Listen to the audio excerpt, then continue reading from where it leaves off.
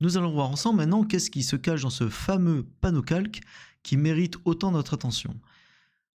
Nous allons faire des modifications liées aux images, sélectionner par exemple le icône copie 05 qui est tout en haut, et on va dans Images, Réglages, et là-dedans nous avons possibilité de modifier des tas de réglages.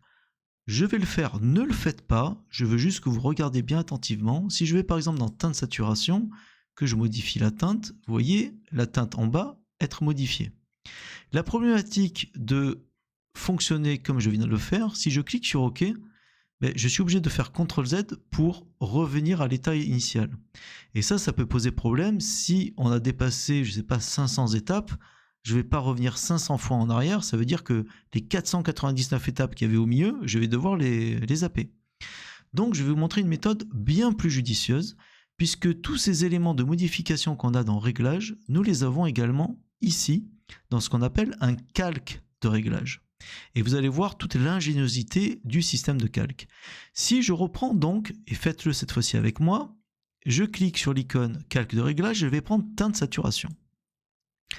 Teinte saturation, dans les propriétés ici, si je modifie l'intégralité des calques qui se trouvent en dessous de ce calque teinte saturation. Ce qui est déjà pas mal si on veut créer plusieurs icônes avec des couleurs différentes. Ok ? Maintenant, si je ne veux l'associer que à l'icône 1 copie 05, qui est en écrêtage avec ellipse 1 copie, eh bien, je vais faire un écrêtage entre mon calque de réglage et 01 copie 5.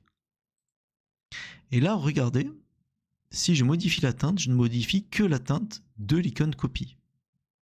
Donc ça veut dire que je peux modifier le réglage de chaque élément avec tous les réglages existants.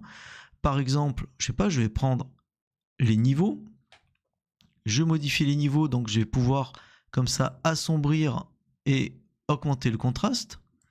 Je l'associe que à teinte saturation 1 qui est liée à 01 icône copie 5 qui est liée à ellipse copie 1. Et comme ça, je vais pouvoir vraiment personnaliser chaque icône. Pour finir sur l'utilité de ces calques de réglage, là on voit bien que c'est très sombre et que du coup tout l'extérieur mériterait d'être à nouveau éclairé.